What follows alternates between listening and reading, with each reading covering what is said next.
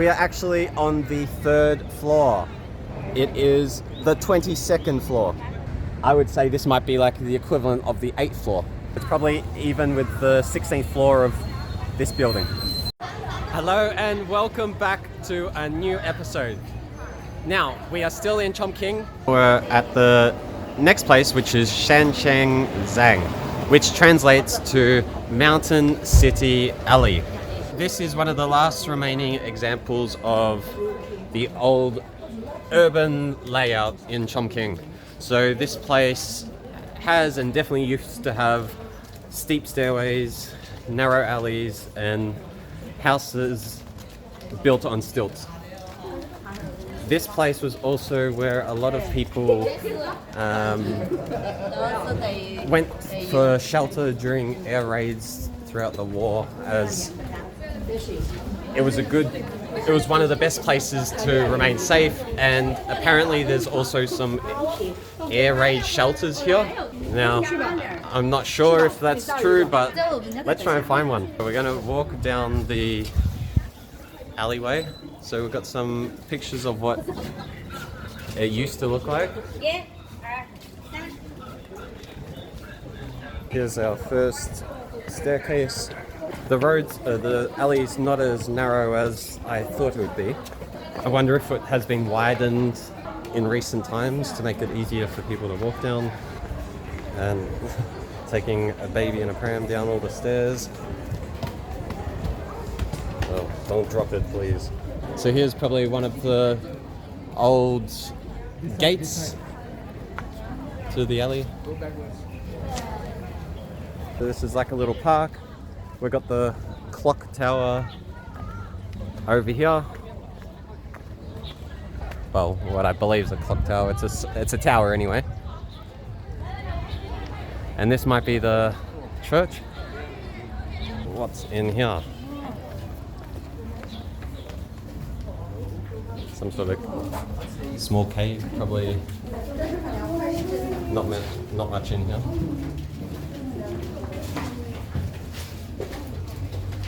Oh, it's a lot cooler.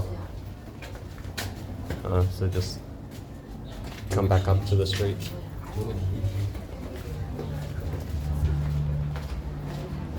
Here's the basement ruins of Renai Hospital.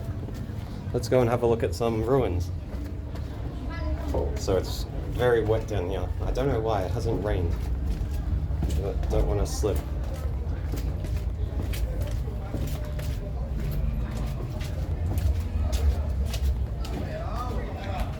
Okay, so it's just the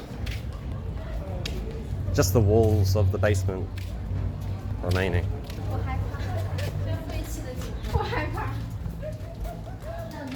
Oh, very scary. Wow, it's so black, it's completely dark in here. Okay, can't see anything. The skyline's definitely better at night time. Of course, here the wall is full of these like silver plastic discs, and the wind makes the wall shimmer.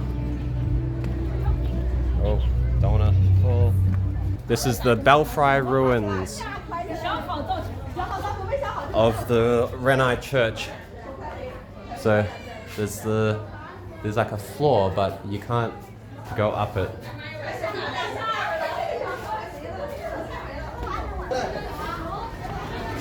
We've got some more shops down here, jewelry shops.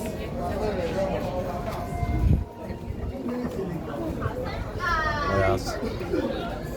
Yeah, more jewelry, cafes, or tea shops.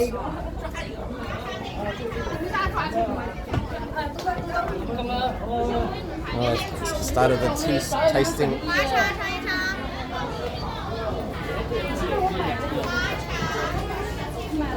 Okay, quite busy down here.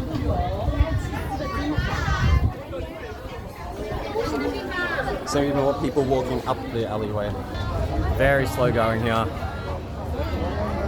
With a city this big, you just have to try to be patient. So this alley I feel like it has lost quite of its old-time charm.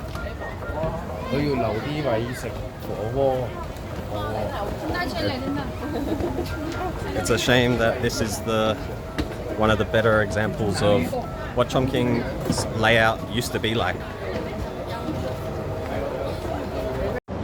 Okay, so here we're at the next place, which is Shibati Townscape. And this is a map of what it is. And it's over 200 years old, this area. It's gone through a lot of restoration to modernize it slightly. So hopefully not too much. But this used to be a bustling part of Chongqing urban life in the past. Let's go have a wander through one of the oldest urban blocks of Chongqing. I said over 200 years. There's debate that it could be a lot longer, up to 800 years. I'm not sure what is accurate because, again, information is quite limited. There's a lot of fencing and it looks like parts of it are still being restored. So here you can see we've got some old wooden architecture. Of course, this is not going to be original. It looks way too new for that. Let's get the escalator. I've already done too many staircases today. And ni hao. Friendly locals. Off camera, I had a little girl come up. She was very excited. She could say hello.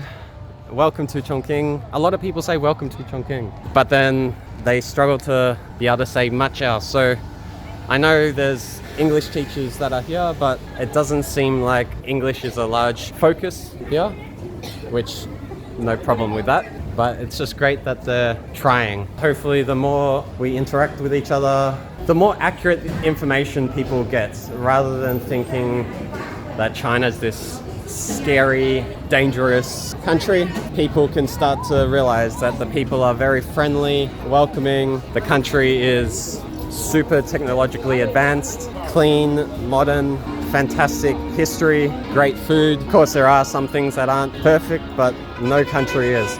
This street here, very busy.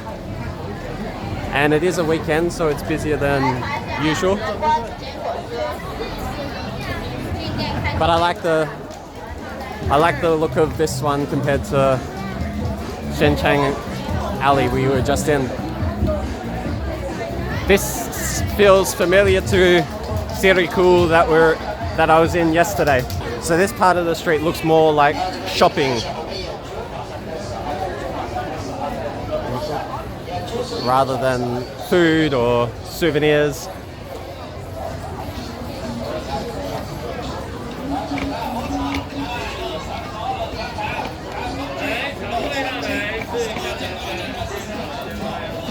So got more of those chewy rice snacks here.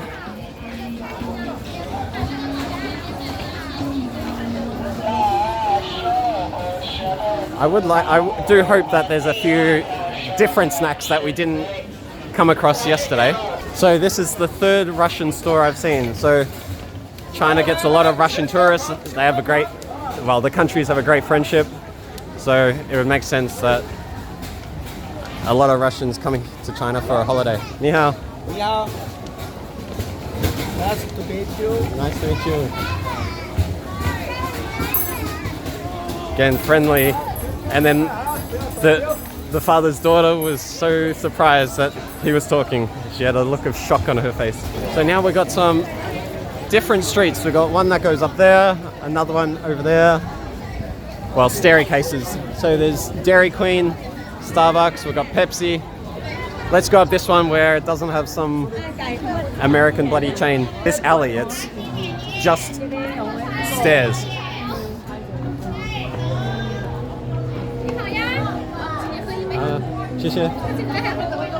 So, another first tea tasting for the day. Oh, it's nice, cold, sweet. Just what you need. If only life is as good as the first meeting, it would be the best thing. So at the top of the staircase, we've got a nice overview of the Shibati Townscape. And it's also a great contrast. You can see all the smaller little buildings, maybe 2 floors, 3 floors at the most, surrounded by all these skyscrapers.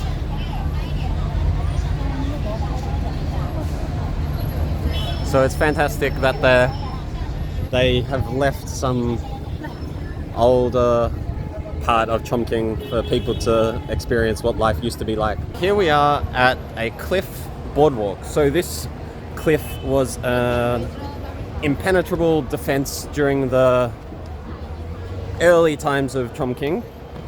And you can see here they've got the city wall, and down here is just the cliff. So they've turned it all into like a nice boardwalk. So we're gonna make out, well, one of the boats are just about to leave. So we're gonna walk down this cliff boardwalk to where I want to take you to show something incredibly interesting, which will give you a real insight into why Chongqing is considered the mountain city. We are currently where we were looking last night. So down here is where everyone gathers to look at all the buildings and houses lit up. So I've made it most of the way down the cliff, but I just wanted to try to show you how steep it actually is. So, well, it's like just a sheer cliff face with stairs going down it. So now we're on one of the main streets going along the river. Here is one of the most interesting places in Chongqing, and probably one of the main reasons why I was interested to visit Chongqing. So here we have a fantastic looking square. We've got some pagodas or interesting architecture here, and you can see the skyscrapers above me. It's just like any other square that you would see.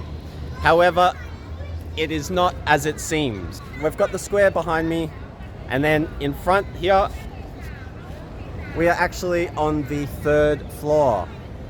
This is a square that is on the top of a 3rd-story building. So that's quite amazing. However, that's not everything. That part is interesting enough, but it gets even more interesting and, quite frankly, absurd. So whilst we're walking, you can see the very nice architecture with all the painting along the top. We've got a 3-story pagoda, and there's one on the opposite side as well.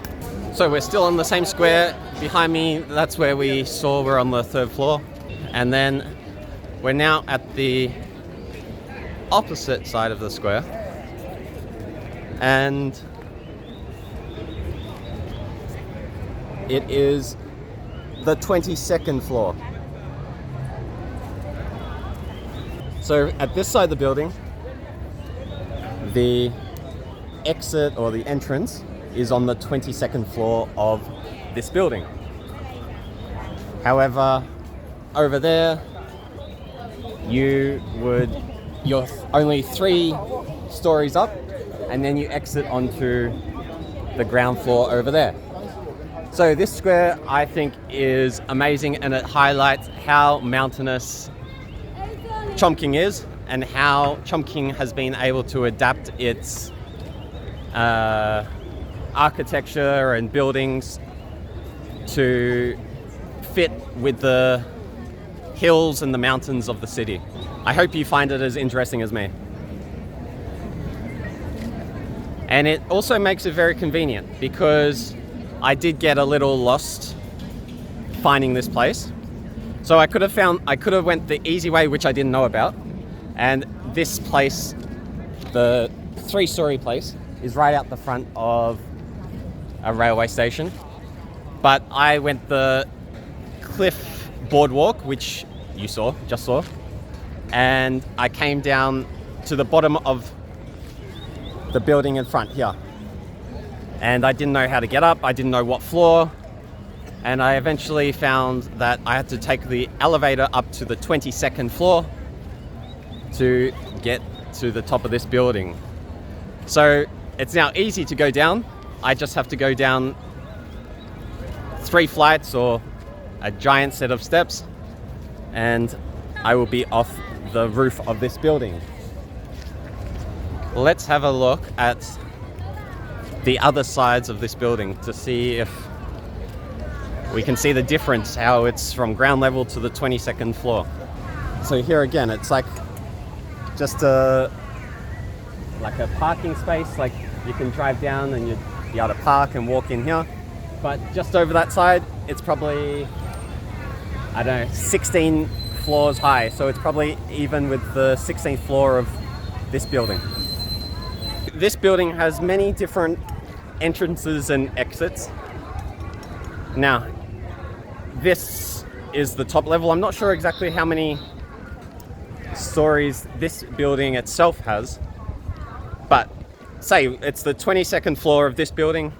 There was an entrance down there we just saw that would be about the 16th, and then you can exit here, which is about the 3rd or like ground level. Let's also see what the only other side we haven't looked at is. So it prevents people having to go up and down the elevators from the 22nd right down to the bottom. They can only they only have to use them a little bit. So if you live on the 20th floor, you don't have to go all the way down. You can go down to the 16th floor or whatever you need to be, whatever it needs to be. So this building here, it looks like there's maybe 3 levels.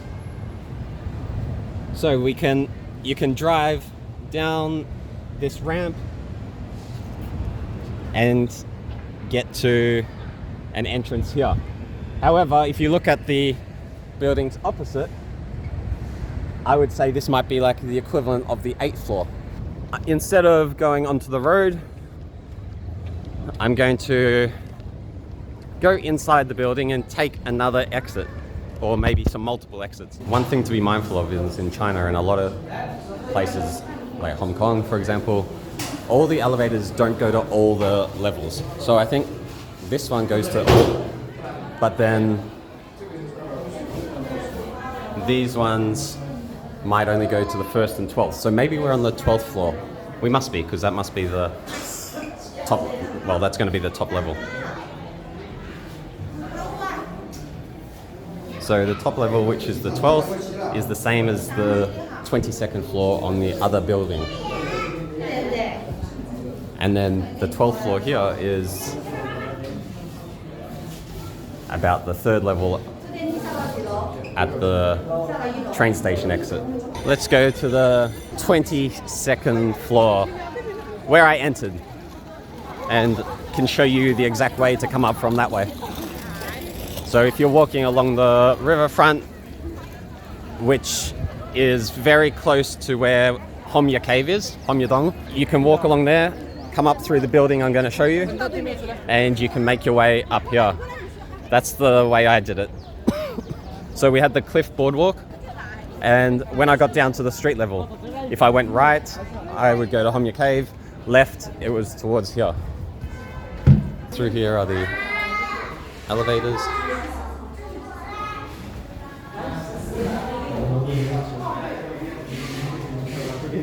So you need to go to 22F. Okay, and we're down on the 1st floor, 1F. And the building's quite easy to find as they have a lot of food stalls out the front because a lot of tourists do come here. So now we've gone from the train station level on the other side to the river side, and this is the building if you're interested. Please like and subscribe to my channel, and see you at the next stop. Goodbye.